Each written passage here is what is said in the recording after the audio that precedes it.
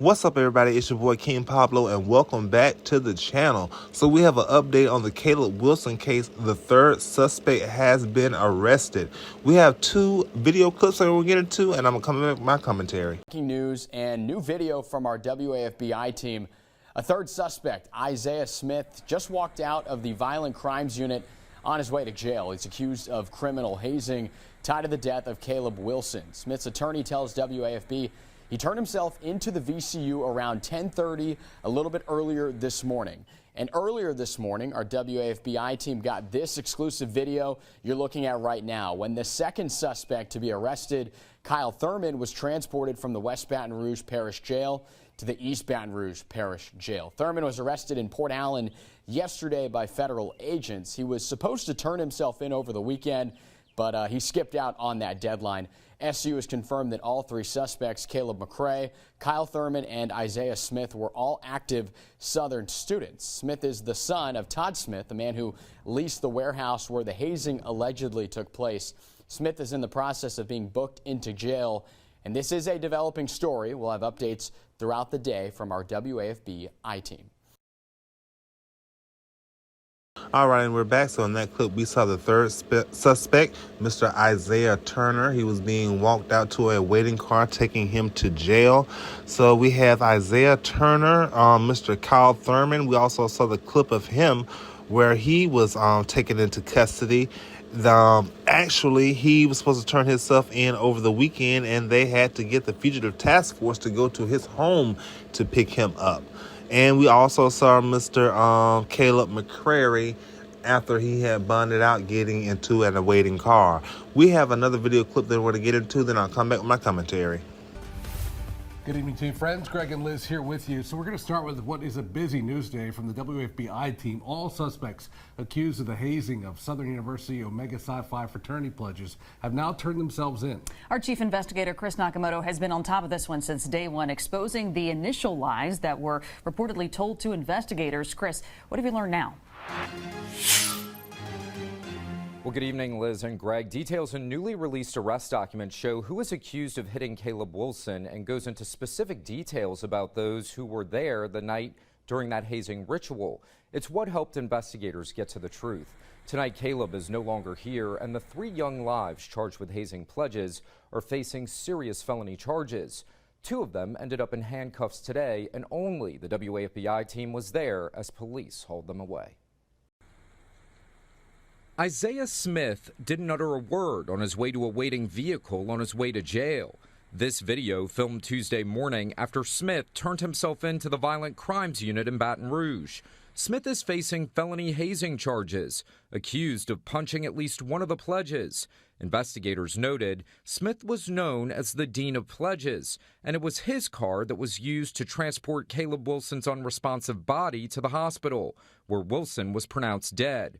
A court commissioner set his bond at $25,000 for criminal hazing, a felony. We then spoke to his attorney. Up until this afternoon, we didn't know what the allegations were. We didn't know what, who's accused of doing what. And, in clear print, you can read the affidavit. I read the affidavit for the arrest warrant. In clear print, it's clear that he never made contact with Caleb. Now, that being said, this was a freak occurrence. The hazing ritual came to light 2 weeks ago. Fraternity members initially reported that Wilson, a student at Southern University, collapsed at this park in Baton Rouge. That was a lie we first exposed. Instead, Wilson was actually at this warehouse, which was being leased by the father of Isiah Smith. Isiah is terribly remorseful about this. This is nothing that anybody wanted. And I think we're still in a state of shock about what's going on. He's a student at Southern. He's a member of a fraternity. He loves the fraternity. He loves the pledges. He loved Caleb. So to be sure, remorse is an understatement. Smith is among two others also implicated in the hazing.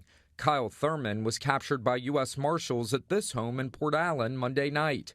This is video of him as he was escorted from the West Baton Rouge jail back to the jurisdiction where the hazing occurred Tuesday morning. Warrants indicate the Southern pledges were broken up into two groups. Thurman allegedly punching the first group with boxing gloves. And this man, Caleb McCrae, allegedly punched the second group. Police say Caleb Wilson was in that second group.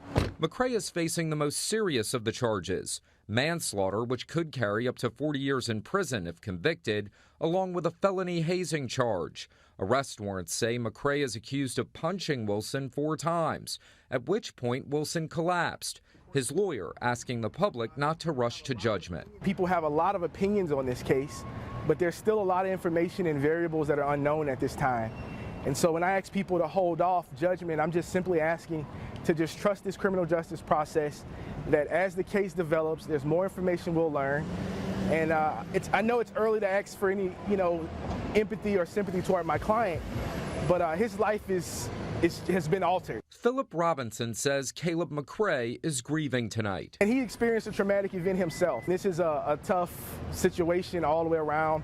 I am confident in my client's innocence. I do feel that my client will have an opportunity to defend himself and give his point of view. The heartache of Caleb Wilson's death has 2 communities from Baton Rouge to New Orleans facing enormous grief, including at the Pilgrim Baptist Church in Kenner. Caleb grew up in this church from a baby. He was baptized here, so he's been a member all of his life. As a matter of fact, his entire family, his father and his mother, grandfather, who was a former pastor of this church for 44 years. Pastor Mitchell Stevens knew Caleb Wilson well and will be there when his life is remembered this weekend for the extraordinary things Wilson did in his short years on earth. He played his trumpet many times when he was in from college. He would play for one of our worship services, but just seeing him around.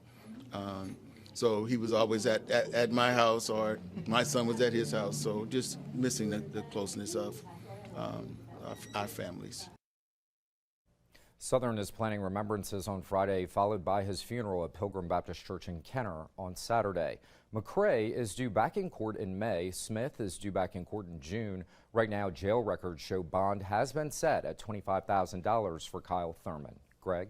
All right, Chris Nakamoto for us tonight. We appreciate it. Thank you. All right, and we're back. So they have detained all 3 suspects in this case of Caleb Harris. We have Isiah Smith. He was the actual dean of pledges. It was actually his car that drove Mr. Caleb to the hospital. He bonded out. Well, he has a bond of $25,000. We also had Mr. Kyle Thurman.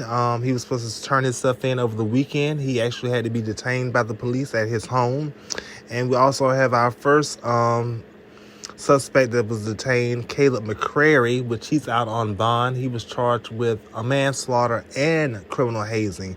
The other 2 are just charged with criminal hazing. They're all felony charges, so I'm pretty sure all 3 of them will probably do jail time. We heard from their lawyers. Of course, their lawyers going to fight for their innocence. Of course, that's what a defense attorney is supposed to do. That's their job. We also heard from the pastor. The body has released, and there will be a service soon. This is just a sad situation all the way around, because I know those boys didn't expect for that to happen. I know they didn't wake up that morning expecting to, unalive this boy with this hazing ritual. I'm pretty sure they didn't wake up with that on their minds. But, you just have to be more careful of what you do. One bad mistake can change the whole trajectory of your life. So you just got to be more aware of what you're doing and think more what you're doing. And this hazing situation, it just needs to stop, period. We need to stop with the hazing, because you don't know what type of health conditions these pledgees have. And hitting someone in the chest, they don't even know how they're going to take it. You're hitting them in the, I'm pretty sure you're using all of your force, and you're using punching gloves. It's just not a good situation. This is just a sad situation all the way around. 4 lives are going to be forever changed. 4 families are going to go through it. 3 families, they're going to go through it, because more than likely those 3 boys are going to do some jail time. So, they're going to lose out on their loved one, but they'll get their loved one back. Mr. Harris, his family won't get him back, which is unfortunate.